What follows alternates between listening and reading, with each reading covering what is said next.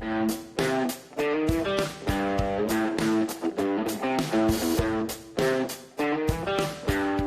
welcome back, everyone, to the Engineered Life podcast. This is a show about the future of construction without all the fancy buzzwords. Instead, we focus on having honest, human, and practical conversations about what's working, what's not, and what we're still trying to figure out. So in each episode, we sit down with someone who has a unique superpower that they're using to make the industry better. And today I'm super excited because I'm joined by Girish Bhatia, founder of ConstructMind.AI and a longtime leader in Contech. He has a background as a civil engineer, and that has allowed Girish to lean into his experience and develop this power of translating complex construction challenges into simple, scalable technology solutions that people actually adopt. So, Girish, it's so great to have you here today. Oh, it's a pleasure to be on your podcast today, AJ. And, I hope we'll have some good conversation and probably give some good outcomes. For our customers. For sure. And it's interesting, right? Because you're similar to me. You come from that background of engineering. And so that's important because you didn't start with technology just to go out there and start technology, right? Your path was more of an intersection of construction pain and digital possibility. Exactly. So with that in mind, what was like the moment that you realized it wasn't really the tech that was the problem, but rather our adoption or lack thereof of the tech? Yeah, look, I think early on in my career as a civil engineer, I was introduced to technology. And while technology fascinates me from that moment, I used to feel that it's too complex for people to understand technology. And some people who've been in the field for a long time, they can't get into, some more of the work that they were not doing before. So it's a change, right? It's a constant battle for these people to change and adopt these technologies because change is hard, right? So Right. I think that's one of the major points there. So was there a particular tech that you had success with early on, or one where you saw a gap and you took that gap and closed it for the end users? Yeah. So look, early in my career, I got an opportunity to serve as a planning engineer. And while serving as a planning engineer, one thing I figured out that it was quite manual to collect all the information, and there was so much data that we were dealing with. And I found this tool called Primavera P6 that we use quite a bit. I started learning the tool, and I found it very useful for what we were trying to do. I think we were trying to use Primavera to make sure we know what the forecasts are and what sort of resources we would need. And, obviously it also gives you a baseline. So that is what fascinated me, because we didn't have any sort of tool that had a baseline element in it, and no sort of resource management could be done on the line item level. So the way it was breaking it down, it fascinated me. And I think I just got hooked onto it early on in my career. That makes sense. And so was it that hook that kind of led to your ability to see tech differently? Like, now, okay, this solution actually fits the industry. So how do we build more solutions like that where we're fitting the industry versus like trying to go find a problem to solve? Yeah, very good question. Actually, what happens is when you are in a planning team, once you're in the planning department, what ends up happening is you get information from the site, you get information from the estimators, you get information from every single place, because you're the one who's collating all that information and putting all of that together for a monthly report. So what I used to see is that all this disjointed, fragmented information that was coming to me is all compiled into one very good sort of report. And I'm using the cost element, the risk element, the time element to manage these projects. So that is what, fascinated me, to be honest. Gotcha. So, like all these disconnected platforms, you're trying to get those pulled in together. And now you've taken that experience and you're like, okay, we need to simplify this complexity. We need to turn this into tech that people can use where it's not Yeah, so manual. And it's very important to take that and turn it to adoption, right? Like anybody can develop a new tech, but yeah, getting it to adoption is next level. So that's when you correct. look at the context space as a whole, where do you think we overcomplicate adoption? Wow. Uh, I think, we try, so the people who are buying the tool or are very technical buyers, right?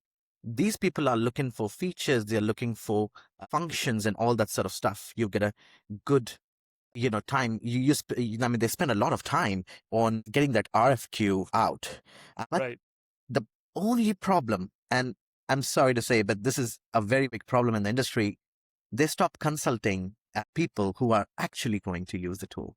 So what Hmm. they do is the theoretical complexity is all that translates into an RFP. And that translation of an RFP goes to the vendor, and the vendor is trying to check all the boxes, right? At the end of the day, the vendor Yep. is trying to check all the boxes, and then we end up getting the tool.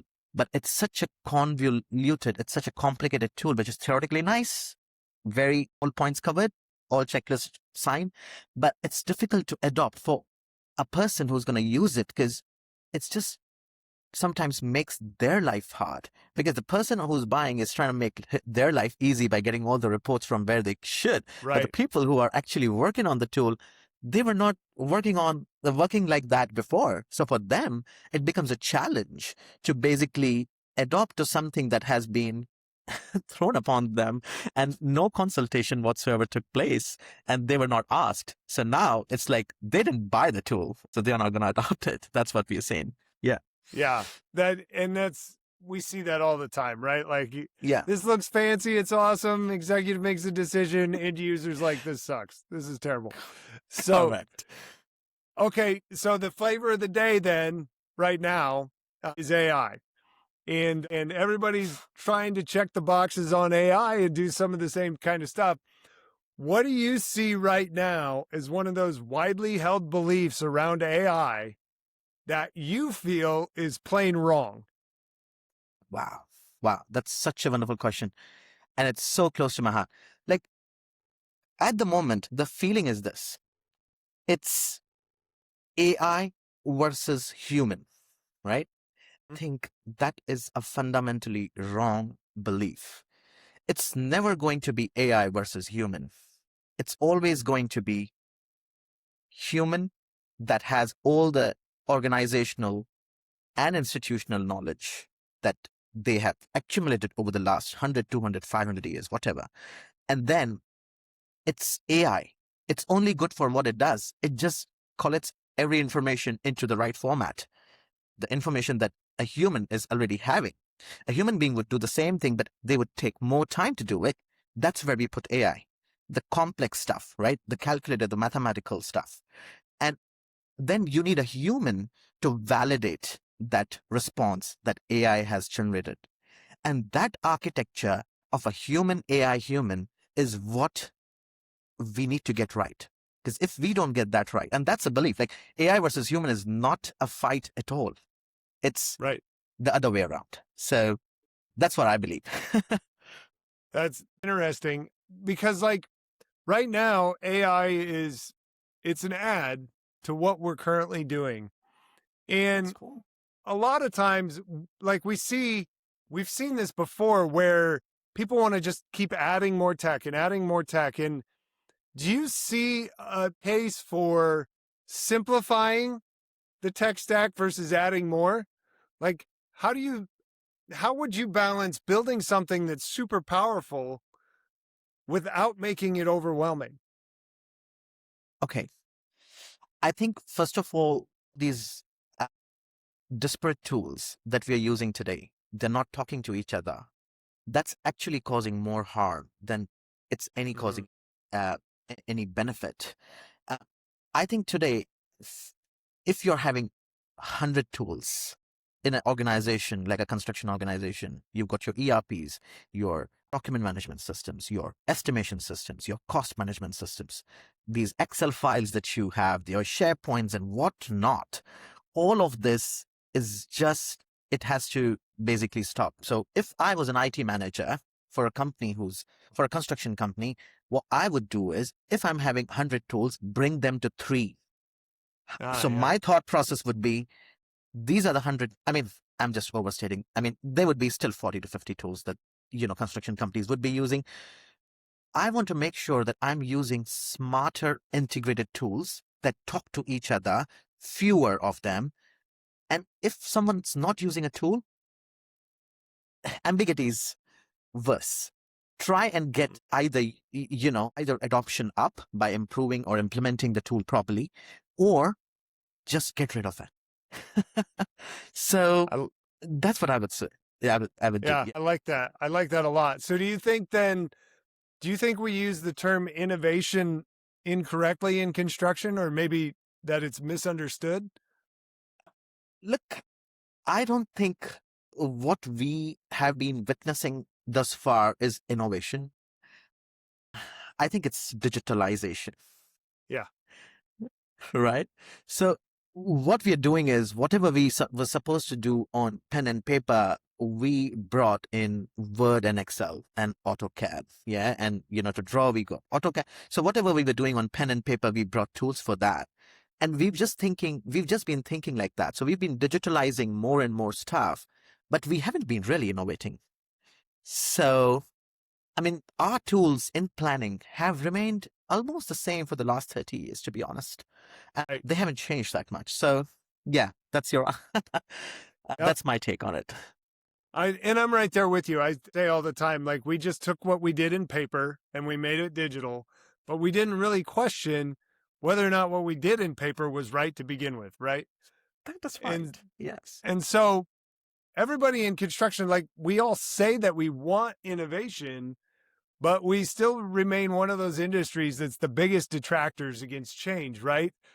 So Correct. when you go out there and you're trying to introduce something new to an organization, where do you typically feel the most resistance? Is it at the user level? Is it at the executive level? Is it somewhere in between? Look, most of the resistance is coming from the belief that AI is going to change things for them in a bad way, and they are going to lose control. They are going to lose the niche or the edge that they've got over their competitors, because AI will, most certainly, have the same sort of productivity rates for each contractor. I mean, it will just make them common, right? Right. I think that's the biggest barrier we see. But I tell our clients that you don't know today how much of AI is being already used in your organization. And what is happening is, you're creating a dragon, like using ChatGPT, using Claude AI, using Gemini, whatever your users are using without you even knowing about it. They are creating a dragon because they are making those LLMs more powerful. So Right. Yeah. rather than doing that, why don't you adopt to a solution that has an instance carved out, an enterprise instance carved out for you, and you're creating a dragon for yourself. So now you've got all these queries running into your enterprise, and you're making your project smarter. You're using your lessons learned to make your responses better, your timelines better, your decisions and your judgments better, your forecast better. That's what I think. Well, and it's one of those where you got to read the fine print, right? Like, what am I really giving access to when I jump on this train? Yeah, because it's very easy to lose track of it, because uh, we are a resource heavy industry, and we have a lot of resources that do stuff to get their job easy.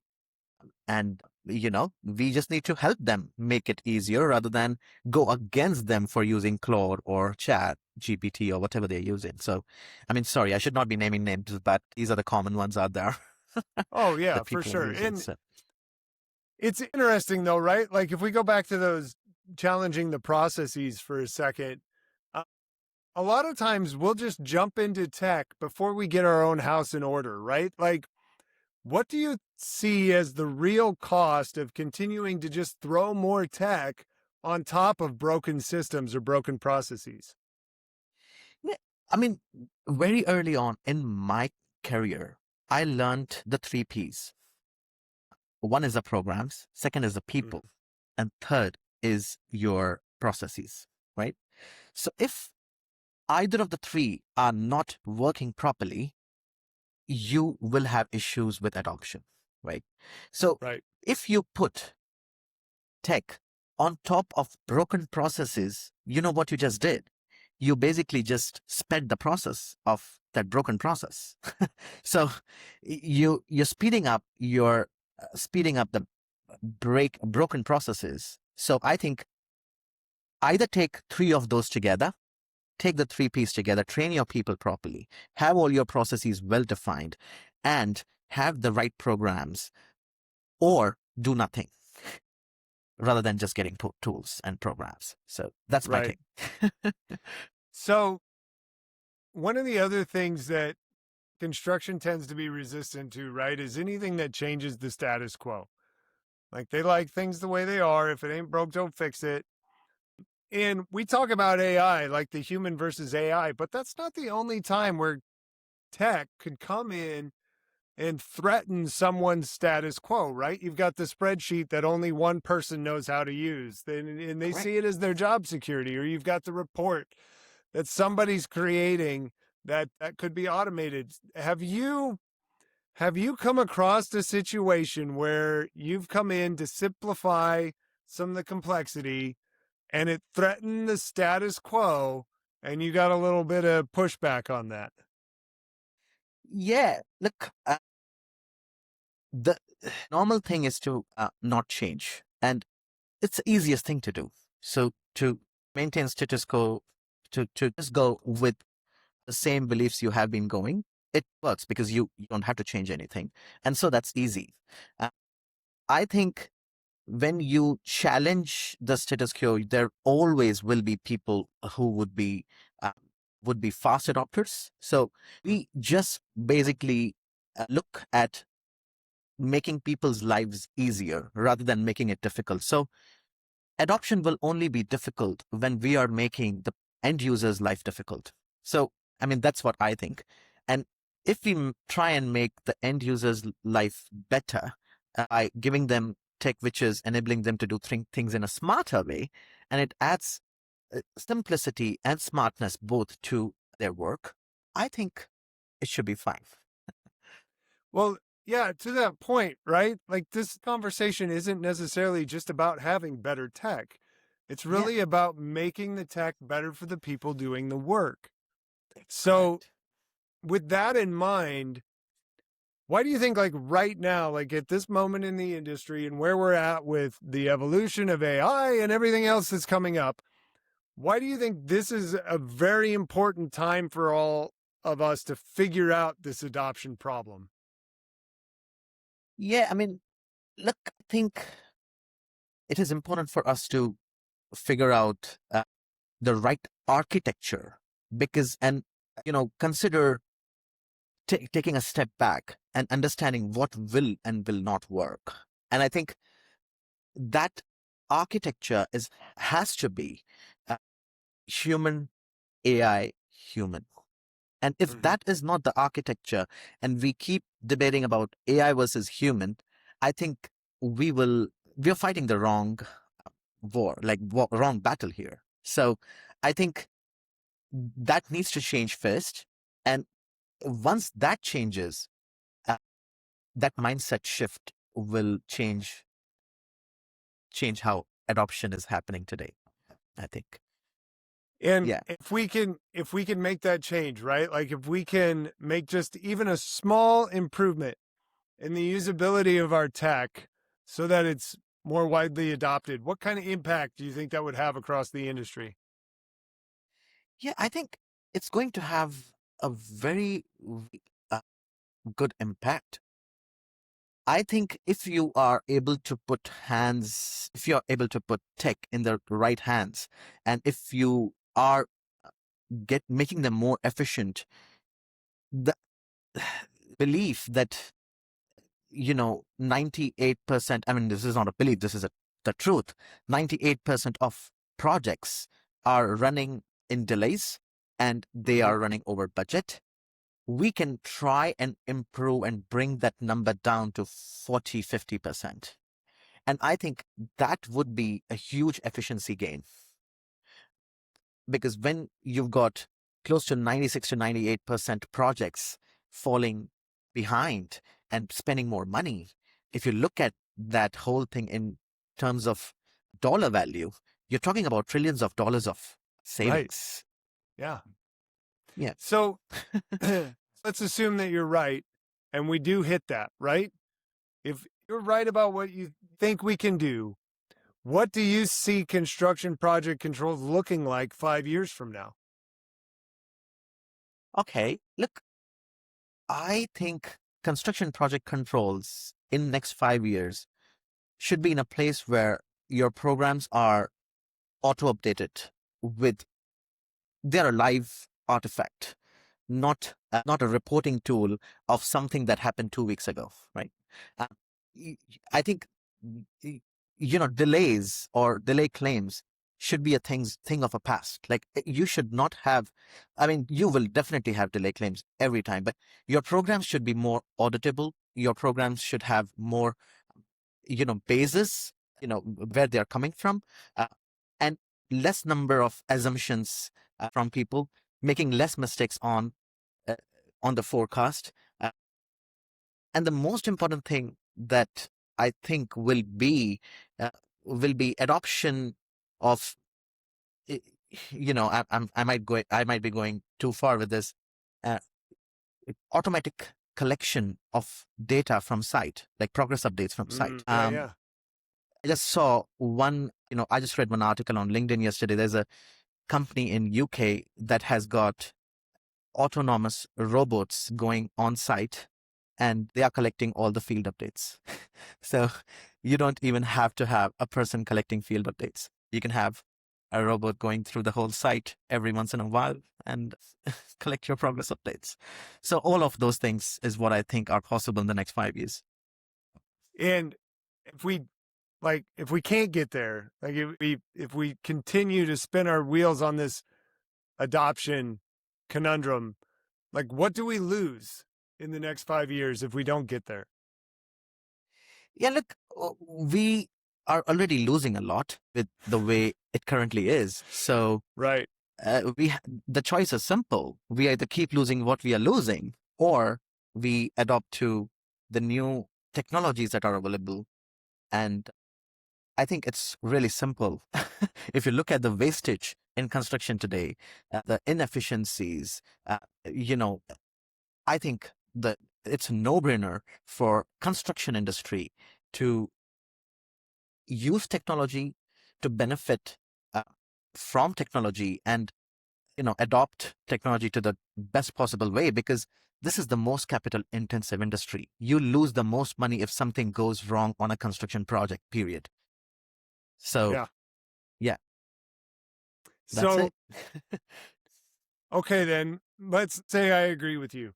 I buy in. We need to solve this problem.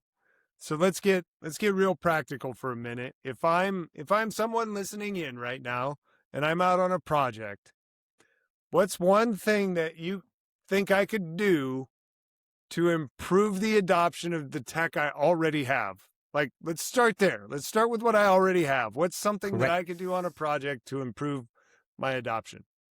Okay. If 8 out of 10 people are getting their, if your tool you have is making 8 of the 10 people's lives easier, keep it. If it's just 2 out of the 10 that are benefiting from a tool, get rid of it and try and integrate as much as possible. The more your tools talk to each other, the better. You don't want to have risk, working in silos. schedule working in silos, the field people working in silos. All of those silos have to stop. We have to uh, have integrated tools. That's the first thing we should do. So if you have already got, let's say, for example, 50 tools, try and reduce the number of them. And if you're having 3 tools to do the same thing and they're having an overlap, try and get a tool which can do all 3 of them. Simple as that. So if you were, let's flip it a little bit, and you're talking to leadership, right? So now I'm in a leadership position. You already kind of called me out earlier for selecting tech that my people don't like. Yeah. What is something as a leader that I can change about the way that I go about technology to stop overcomplicating things for my field teams? I think communication, right? Communication is the single most neglected word in construction industry, right? We think of a solution, just have 2-3 people in a buying committee, and these 2-3 people are creating an RFQ, they are contributing to it. I think more people should contribute when we are getting a tool, and all of their problems should be heard. And we need to make sure that we are not only focusing on the reporting, we are also focusing on the input. And if we are able to make the people giving input, if you're able to make their life easier, you're going to get solid adoption. Right. Yeah. So real quick, just to kind of put a bow on all of this, you've been at tech for a long time now, and you've been in construction for a while. What is one thing you think the industry should stop doing? Yeah, very good. I think the industry has to stop treating technology as something that's going to uh, impact them in a negative way, just to put it in a good way. Right. They have to, so the mindset needs to change from technology being a, bad thing, from from that to something which is, technology is a friendly thing. It's going to improve my life. It's going to improve the way we do projects. And I think that mindset shift, and it sounds very basic, right? It sounds very Yep. basic, but sometimes basics is what you need. So that basic change in attitude will go a long way, I guess, for the industry. So on the flip side, then, what's one thing they should start doing? Okay. Uh, I think getting used to the day-to-day technologies uh, and getting themselves trained in some of the items that they don't know. So first accept what you don't know, and then, Mm. unlearn things that are not going to help you anyway, and relearn or learn things that are going to help you adopt or be successful in the age of AI. Because whether you like it or not, it's coming. So embrace it rather than fighting it. That's what I would say. Exactly. Yeah. So, Yeah. Girish, this has been great. Where can people find you, and how can they get a hold of you if they want to ask more questions? Yeah, look, I am in San Francisco right now. If you want to get in touch with me, the best way to get in touch with me is through emails. You can also visit the ConstructMind website. It's pretty straightforward, ConstructMind.AI. That's exactly what we are doing. And yeah, it's a pleasure. I mean, we would love to help if there is a way for us to make your processes and your life easier. Perfect. Well, thank you so much for your time today, for your willingness to share. Obviously, until we get a little bit more nimble when it comes to tech, this is one of those conversations we're just going to have to keep having. So thank you, Girish. Correct. No, thanks for having me here, AJ. Lovely. Thanks a lot. Yeah. If this conversation resonated with you today, take one of Girish's ideas and see what happens. Put it into practice.